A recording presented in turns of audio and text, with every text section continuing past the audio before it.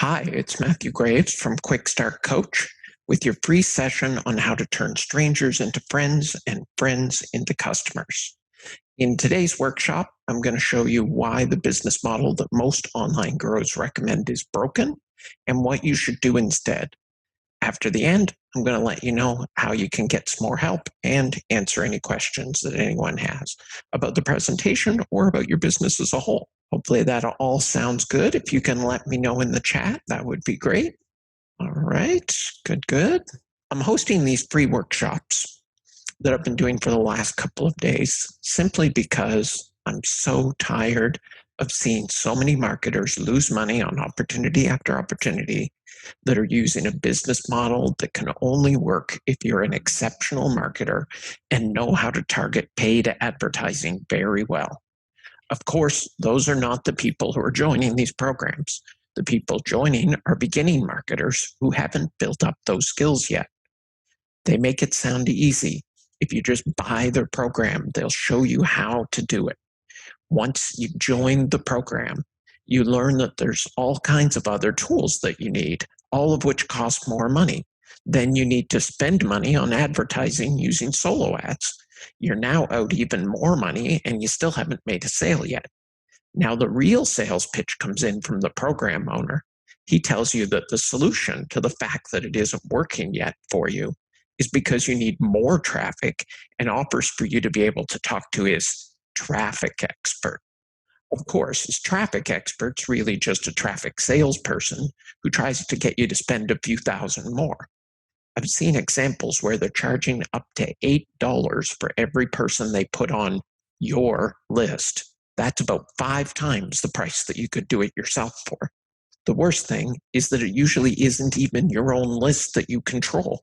They are on the guru's list, and you can't try to sell them anything else than whatever the guru is offering on your behalf. If you had an empty credit card at the beginning, then now it's full and you still haven't made a sale yet. You either run out of money or you quit out of frustration. It sucks, but it doesn't really have to be that way. The answer is to change your approach and stop focusing on the program. Instead, you need to focus on yourself, building your skills and building assets that can be redeployed over and over again. When I'm talking about a redeployable asset here, what I'm referring to is your audience, which we usually think of as your email list. It's redeployable because you can keep going back to it with multiple offers. If they don't buy the first thing, maybe the second or the third. That means switching your approach from a short-term approach to a long-term one. You aren't trying to get a stranger to buy something today so you can get paid tomorrow. You're trying to get a stranger to connect with you and give a chance to build a relationship that can eventually lead to multiple sales over time. You turn strangers into friends and friends into customers. You build an audience of people that know, like, and trust you. It isn't a prospect list, it's a friends list. Once people have trust in you, then you have the ability to make recommendations that they trust, and this leads to sales. This strategy works in email, but also in other platforms where you can build an audience like Facebook, Instagram, YouTube, and others. The reason it works is because it works with human nature, not against it. Taking action or buying something from a stranger requires a leap of faith. Taking action on something from a friend is almost an obligation. Think about it this way. If you were walking across the parking lot into the grocery store and a stranger came up to you and said, "Excuse me, you should go try out this new restaurant," would you be likely to go try the restaurant? Probably not. You'd probably figure that the person was being paid by the restaurant to accost shoppers in the parking lot. However, if your best friend said, "You should go try out this new restaurant. I know that you like Mexican food and it's the best I've ever had," would you be likely to go and try that restaurant? Probably. In fact, you might feel pressure to do it because your friend might ask you if you've tried it yet. If they ask and you didn't do anything about it, they might be offended. There's a big difference between those recommendations, right? The reason is because of two of the principles of persuasion: reciprocity and liking. When someone's done things for us in the past, like your friend probably has, then you want to return the favor. Also, when you like someone, they have more influence. The strategy of turning strangers into friends and friends into customers works because it's based on human psychology. Okay, so it's easy to see why building a relationship with your prospect is important for you to do before you start trying to sell them anything. But how do you do that? You do it by helping them and demonstrating that you are interested in their success and their goals. You try to deliver results in advance, meaning results before you ask them to pay you. So when someone joins your email list, you don't hit them with pitches to get them to buy. That's short-term thinking and will make them run away like a scared mouse from a cat. Instead, you introduce yourself and tell them how you're going to help them solve their problem or accomplish their goal. This introductory email is the most important because it's the one that sets the tone for the relationship and is most likely to get opened. The person joined your email list because they wanted help in solving a problem or accomplishing a goal. Your lead capture page probably offered a free report or information about something specific, like getting more traffic to their website. Your prospect is currently at point A in the journey to more traffic and wants to get to point B. If you can help them part of the way to point B, then that will help to build trust, and they'll want to have you help them the rest of the way. Just use your emails to help them. The other approach you should take with your emails is to try to get in one-on-one contact with new prospects on your list. Write them a personal email. Ask them a question about their business, something like, what are you currently promoting? Or have you started building an email list yet? People will be wary of these emails because it's not something that they see very often, and they will expect you to go into a sales pitch. When you don't, and you keep asking questions about their business, they'll open up and trust will build. The reason this works is because nobody does it. And that's usually the primary thing that is necessary for strategy that works, is that it is unique. So nothing builds rapport like one-on-one communication. People love personal attention and don't get nearly enough of it in today's world. When you've been in a one-on-one communication with someone like this, they feel understood by you. And that's one of the biggest needs of humans, to feel understood. You know what the other advantage of helping people is instead of selling to them right away? You feel better about what you're doing. I love helping people by doing training like this. Hopefully, making a positive impact in people's lives is a big thing. So what we've learned so far is that it's important to think long-term and build relationships with those who connect with you by joining your email list or following you on social media. We build relationships by helping people without asking for anything in return, reaching out to give as much personal attention as we can and to avoid looking like a salesperson so they don't get chased away.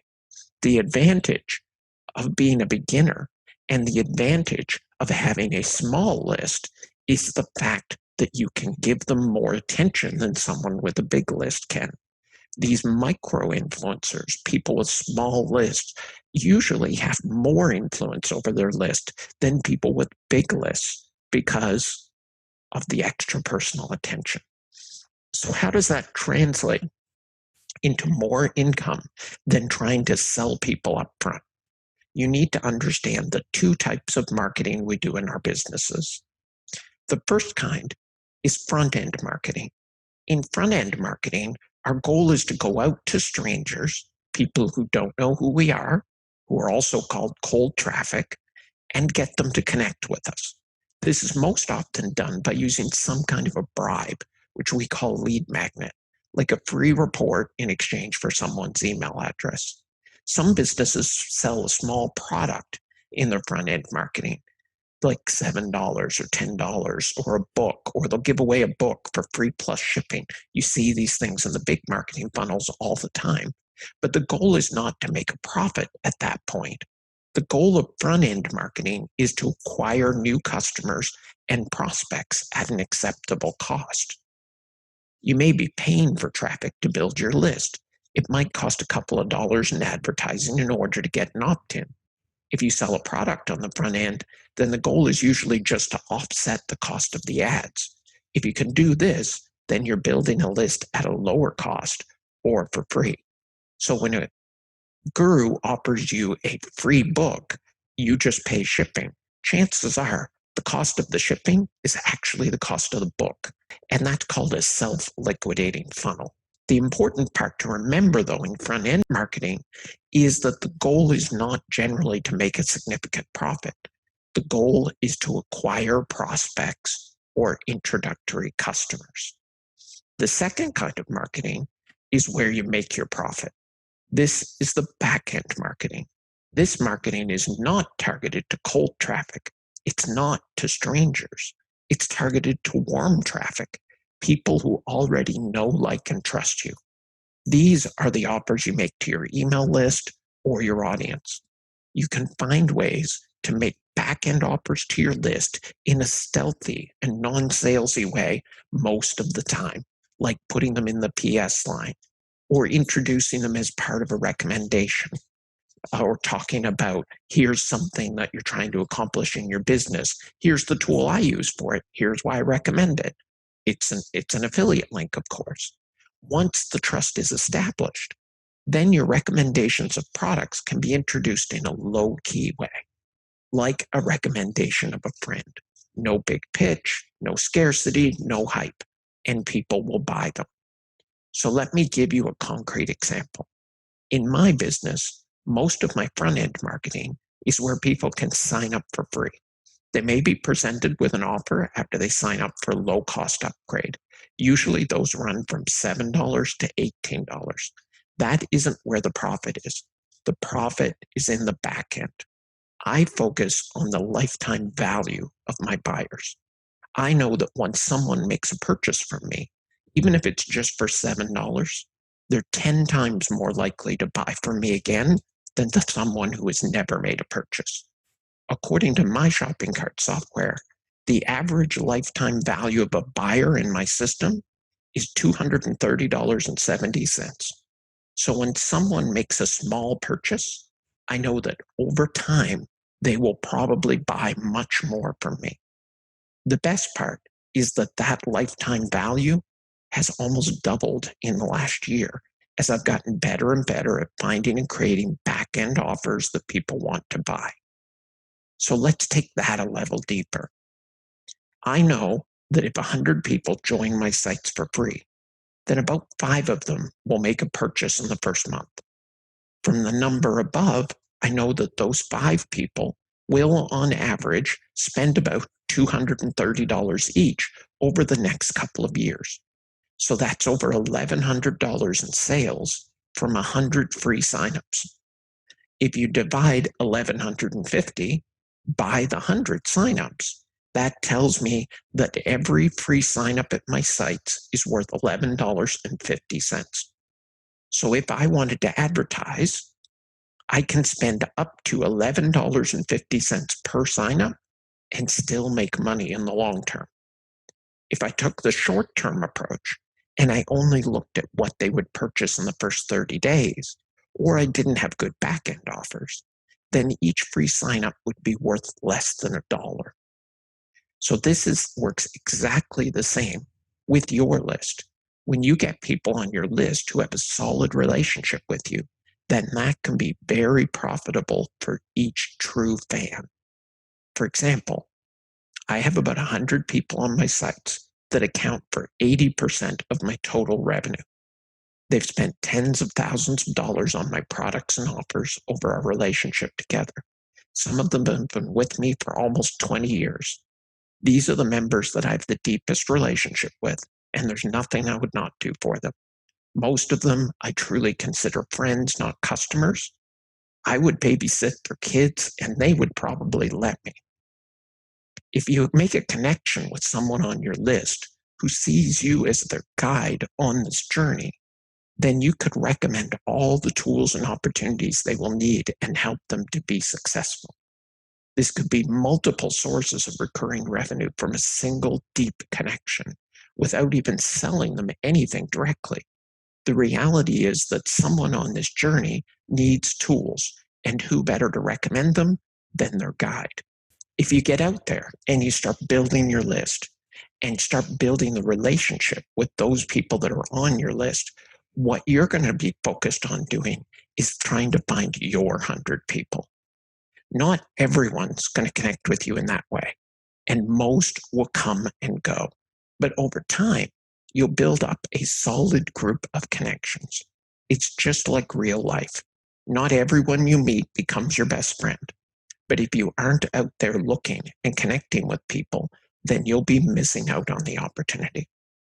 So I hope that that helps for you to understand the different business model that you should be taking and help to avoid you signing up for programs where you're sending your hard-earned or hard paid-for traffic into somebody else's funnel that doesn't even give you their name and email address so that you can contact them directly.